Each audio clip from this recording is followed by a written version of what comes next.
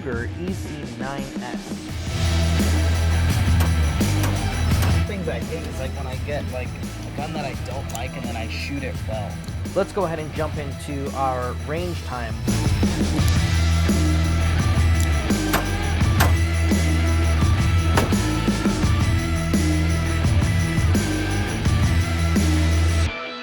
Not your favorite, huh? This thing's a pile of shit. This is going to be a fun review.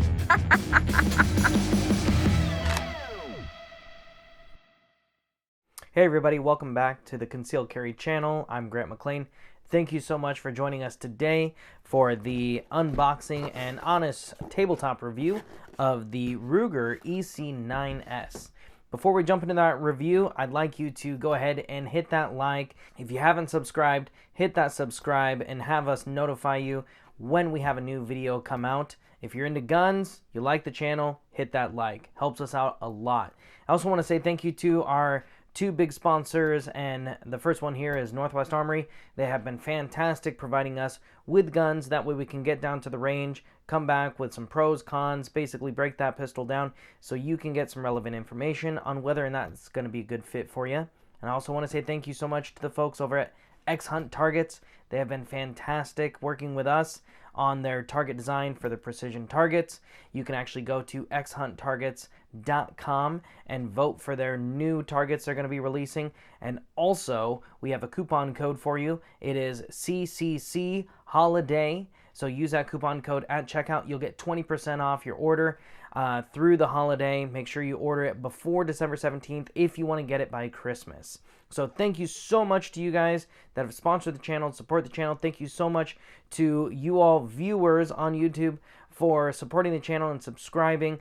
We have really grown this channel in the few months we've been at it, and I'm so happy to see that we are getting great information out to the people that are looking and supporting the gun community, looking within us to find good information for, you know, their well-educated decisions on guns. All right, here we are, the Ruger EC9. Let's unbox this baby. There we go. First thing you're going to see on top in the box is going to be your manual. Inside that manual, you're going to have some extra paperwork and propaganda, of course. So we'll go ahead and set that aside. Inside the plastic bag, you're going to find your pistol. Let's go ahead and take that baby out. There it is. Alrighty. Look at that.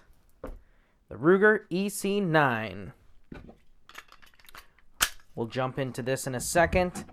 Got a little safety flag in the box. And I thought that this was kind of interesting. You have a faux magazine, like a safety magazine. And that does actually stay in the gun. It doesn't release like a regular magazine does. It's like, oh, it's kind of funky little... I've never seen anything like this with pretty much any other manufacturer, but I can see how it'd be, hey, you know what, pretty helpful, especially if your gun range requires that you have, you know, a safety flag, and then they have to check and make sure that your magazine is empty, and you put it together like this. There's no doubt that there's, you know, not going to be a round in the chamber or a loaded magazine in the gun before you go into the range. So kind of cool that they have this with the gun. You're also going to have your lock, and you have a flush magazine base pad. There we are. So if you wanted to take off that pinky extension and just run the magazine flush, you certainly can. I'm going to set this stuff aside here, make room for the pistola. Let's go ahead and jump into what this gun is. So it's a Ruger EC9. I would say this is a subcompact based off of its dimensions and barrel length. It's a single stack 9mm. The magazine holds 7 plus 1 in the chamber. The length on this is 6 inches. The height is 4.5 inches. And the width is 0.9 inches. So just shy of an inch. The weight on this MC is 1 pound, 1.2 ounces. The barrel length is a 3.12 inch barrel. Funky looking barrel, isn't it? It's for good reason, though. The MSRP on this bad boy, $299. This is certainly a budget carry gun. That's for sure. But don't let that sway you just by price. And I know sometimes cheap guns are like, okay, what's wrong with it? You know what? Cheap guns, well, let me tell you that there was the LC9s prior to the EC9s, and that was about $100 more. And Ruger found a few creative ways to cut down on that $100 extra or higher MSRP. One of the ways that they cut down on that was the sights. So the sights are milled directly into the slide. So that's going to cut down some machining, also having to, have extra parts there. There's also only one magazine in the box. Now, this has a starting price of $299. It does go up from there depending on the finish that you get. And then also there's a couple configurations with kind of a Hogue sleeve over the grip, which I do like those, especially on this grip, which we'll talk more about in the grip segment of this review. But that's pretty much what they did. Is I would more so consider this to be a $399 gun that Ruger just did some smart things to cut down the price on it to bring it to the $299 kind of budget area so they can compete within that. Dimension wise, this is very close to the LCP size. It's only about an inch taller and an inch longer than an LCP, and which is, in my opinion, much needed, because I feel like the LCP in a certain way is almost too small as far as how I like my guns. I want to get a nice positive purchase on that gun. I want it to absorb recoil well with having enough weight and mass with the gun.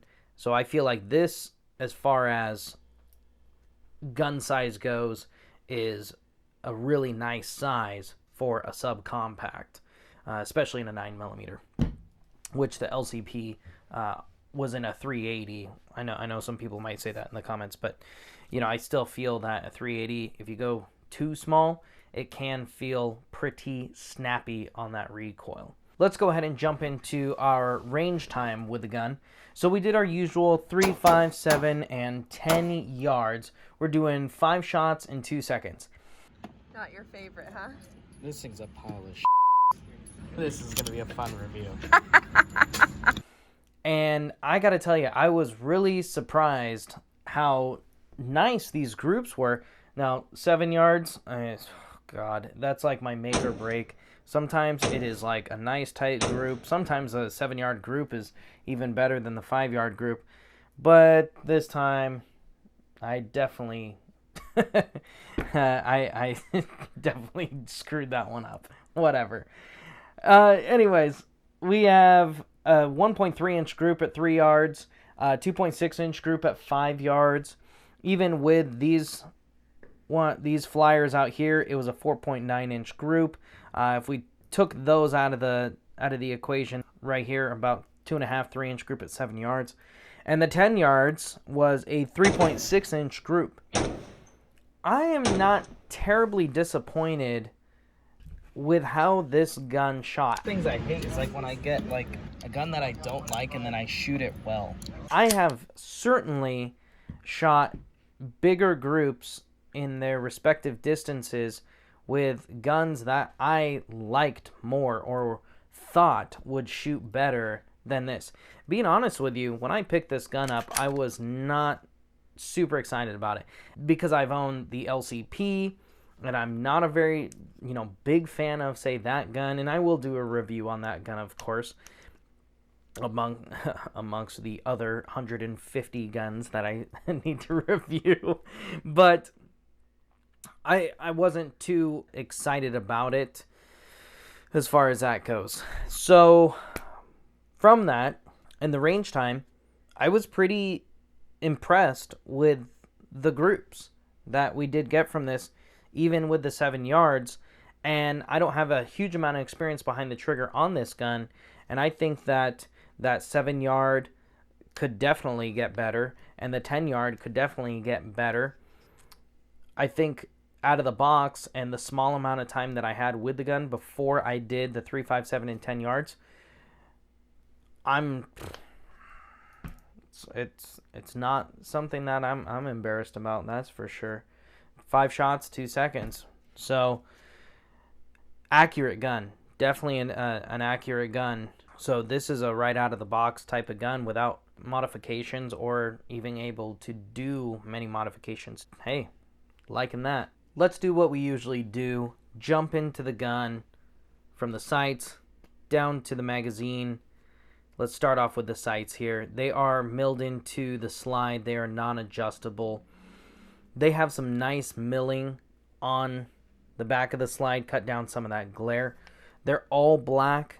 So if this was a gun that I was going to keep, I would probably put some small amount of paint maybe on the rear sight and the front sight to just kind of break that up. I wouldn't say that the slide on this is a very light slide. It's certainly not like one of the Shield EZs. If you have arthritis, tendonitis, a hard time racking the slide, I don't know that I would necessarily recommend this gun right off the bat. However, I have found that people have a hard time racking slides. It's a lot of times due to improper technique. In that case, if you really like everything about the gun, but you're afraid that the slide might be a little too heavy from what I just said, if you see one in your gun shop, pick it up. See if you can rack the slide. It might surprise you. You might be able to do it, and if you can, and you like everything else about the gun, hey, buy it, take it home, especially if it's in that kind of price range in your budget that you're looking for. That would be kind of the only hang up I could think of. As far as the barrel goes, the barrel is kind of funny looking. You know, you see that kind of how it comes down and back up. I don't know what you'd necessarily call that, like I don't want to necessarily say a beveling, but the machining on the barrel, it is kind of funky looking. And from what I understand, this is due to the way that the slide and the amount of space between the barrel and the slide is. Without that, it would bind on the slide. It doesn't, in my opinion, change any of how the gun operates or fires or anything like that. It might just look a little phallic. On the top of the barrel, towards the back, you have a loaded chamber indicator, little window there. You can see the brass inside. Other than that, it's got a nice finish to the slide, and we'll move down to the frame. So the frame on this, it's polymer. Nothing too special about that. It doesn't have the front rail on there, as you can see, but I'll talk about some of the aftermarket stuff you can do here at the end. The mag release is not ambidextrous. The slide lock lever is only on the left side, and so is the safety is only on the left side as well. One of the things that I really didn't like about the gun was the slide lock release. Not only is it small, but it doesn't have a whole lot of grip to it, but it is also very difficult to manipulate. And I'll show you what I mean here. Right now, the mag is empty, as you can see, and you know, with the follower in the magazine, that can pose as an extra thing you have to overcome if you're trying to send the slide forward just using the slide lock release lever. So I've removed that, and this thing is pretty tough. So I'm going to go ahead and push down with both thumbs, and this thing is crazy stiff. Say I put the magazine in and it's loaded, so I got a snap cap going in here. Same thing. Super duper difficult. So if you plan on, you know, using that slide lock release and sending that forward, you might as well just not. That thing might as well just not even exist in that fashion. Locking the slide back, if your thumbs are sweaty or slippery or anything like that, it's going to take some conscious effort to really lock that back. So I would definitely get in the habit of just going ahead and slingshotting that slide forward, which is not a bad habit to be in the first place, all right? But really don't care for that slide lock release lever. But the grip is not a bad grip on there. The frame is pretty thin, and in my opinion, it's kind of thin in the spots where you don't necessarily want it to be thin. There's really not any palm swell that it's only fat in the middle of your palm, but where your hand goes around, I would have liked it to be a little bit fatter, because you do get that gap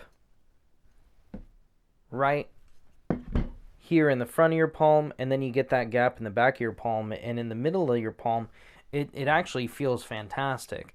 You have that rear strap, and then you have the front strap of the grip. It does have some nice texturing to it. It's nothing super aggressive, so if you are carrying this inside your waistband, or it's against like a shirt or something like that, I don't feel that this is going to ruin any of your clothing, or kind of agitate your skin if it's against your skin.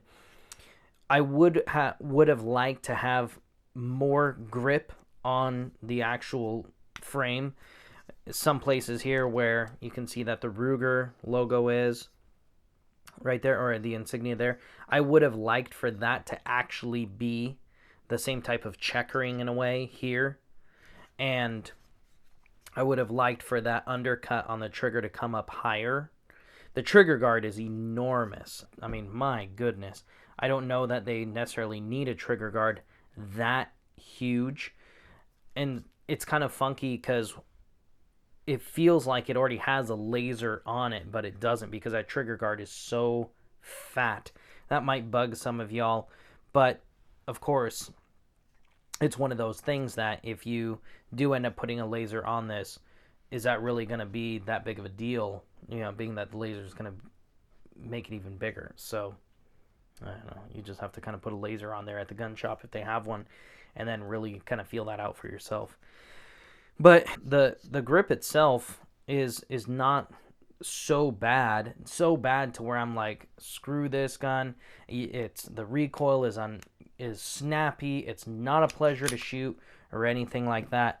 You do have the pinky extension on the magazine, so that's going to let you get, at least for me, and I have about medium-sized hands, that at least lets me get all of my hand onto the gun. A little bit of my palm is hanging out on the bottom there, so when I'm releasing that mag, I still have to go ahead and move my pinky and kind of move my palm out of the way. On the back part of the grip there, you can see that back strap comes down past where the magazine goes in. So where that mag well is, it kind of keeps your palm back from holding the magazine in. If you look at my 6 Hour P365 review on the standard size P365, not the XL model, you'll see that the magazine can kind of get held in by the bottom of your palm, even if you have medium or small size hands. So I do like that that's extended down there, making it a little bit easier to remove that magazine without having to completely move your palm out of the way. That good stuff. The trigger on this gun, I wasn't a big fan of the trigger guard. I think it's ugly, but who cares? You know what I mean? If it functions, great. The trigger does have a secondary safety. So you have a thumb safety on this gun, and then you also have the integrated safety on the trigger. And I really like this trigger safety. It's easy to disengage, like most of them are, but it's wide. And what I found is that some guns that have the integrated trigger safety, that safety is super narrow, super thin. And I understand it's like you don't want any accidental discharges or anything like that. But I really like that, at least for myself, I don't put a ton of my finger onto the trigger when I'm shooting. I typically have just a very small amount of my finger on the trigger when I'm shooting. And being that it's wider, I don't have to worry about, do I have enough of my finger on the trigger? And that has been something that I've struggled with on other guns. So going from, say, a SIG that does not have the integrated trigger safety to, say, the Walther, and it does, and picking up those guns and moving them around, or say the Glock or anything like that. And I've had to consciously make sure that, hey, I need to make sure I put enough of my finger on there. This is nice and wide. It's close to the edge of the actual trigger, and I have no problem getting my finger on that trigger safety. I'm going to talk to you a little bit about the safety, the thumb safety, before we go into the trigger pull. The thumb safety is pretty small, and I'm not a huge fan of small thumb safeties. It's fairly easy to disengage, though. It's a small thumb safety, but it sticks out enough where if you drew this and you had to disengage it, it's easy to find, it's easy to disengage. The problem that I found with the thumb safety, and it may not be much of a big issue for you, is re-engaging that safety. So if you've disengaged it, now you need to re-engage it. The angle that it's at, and it's really stiff when you're re-engaging that safety, is it's not that you can just go opposite the way that you just disengaged it. It's really stiff, and it's kind of a funky angle that it's at, because your thumb goes back and the safety needs to go up and forward like that.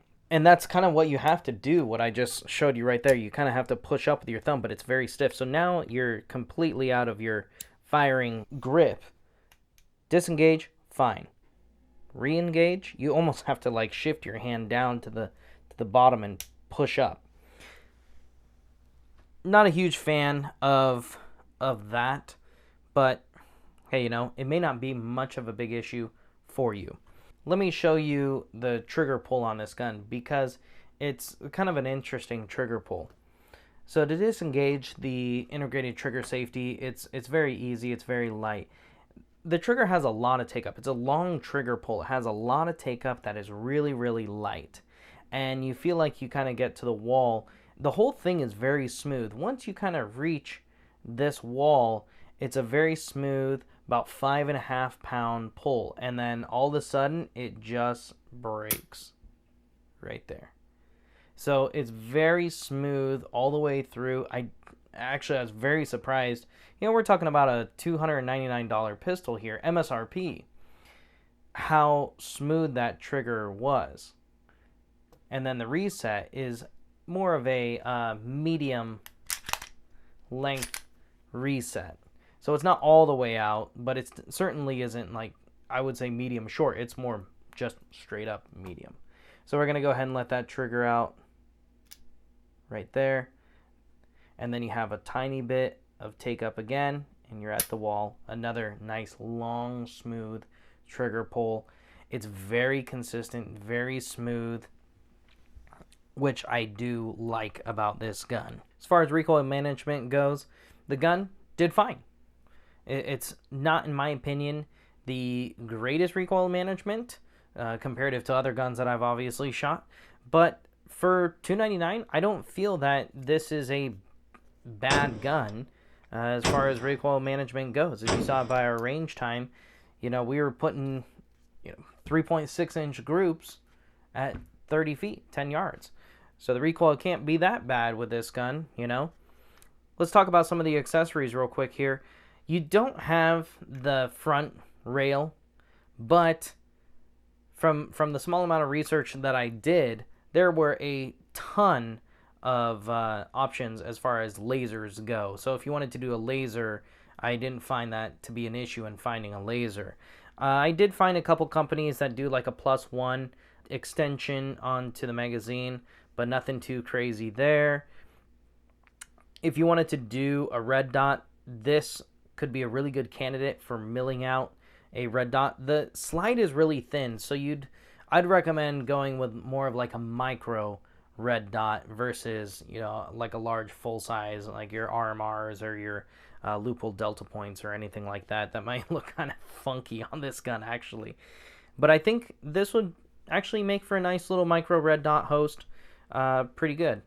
Other than that, it's got a nice following to it because this is kind of like the new version of the LC9. And you can look online and see, you know, the differences. There are a very small amount of differences, and more so I think they were pretty much cost savings differences, and that's again what I was talking about earlier with this being $100 less than LC9 was. But other than that, I would love to hear from you guys. Is this a gun that you own? You know, how do you like it? Do you like it? Do you not? Do you recommend it? Is this a gun that you've considered? And did you buy it? Did you not? Things like that. That'll help out the community of people that watch our channel. That'll also help new gun owners find whether or not this is going to be a good fit for them, hearing from other people that also own these guns. So make sure, again, to hit that like, hit the subscribe, share the channel with your friends and family and other gun enthusiasts. You know, if you like guns, hit the thumbs up. That helps get our ranking up in YouTube, and that's, you know, ultimately what we want to do is make sure that people are getting good, relevant information out to them. Also, make sure that you hit up Northwest Armory if you need to get a gun. They will ship it to your local FFL. Go to nwarmory.com. They're fantastic. If you happen to go into the store, tell them that Grant McLean over at the Concealed Carry channel sent you in. They'll make sure to take very good care of you. And say hi to Khaki because he's such a good doggy. Also, CCC Holiday is the coupon code for X-Hunt targets. So you can order those targets at xhunttargets.com. Type in CCC Holiday. During the holidays, we get 20% off for any of the folks using that coupon code. And you want to make sure that you order those by December 17th, so that way you can get them by Christmas. And that's just going to be a holiday coupon special for the Concealed Carry channel viewers. Anyways, thank you guys so much again for joining us today for this unboxing and tabletop review of the Ruger EC9s. I look forward to our next review. It's pretty exciting. We got some cool guns coming up on the review channel. So make sure to hit that subscribe and have it notify you when those reviews come out. Other than that, we'll see you next time.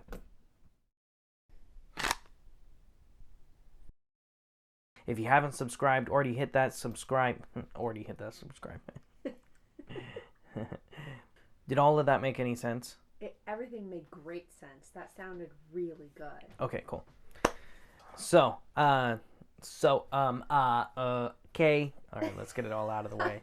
Let's get all of that weird out of the way, you know? I gotta stop saying so. So. And you'll see that in some guns. Oops, could you hand that to me? I'm just throwing them around. Let me think about the hell I'm trying to actually say. And then hopefully say it right.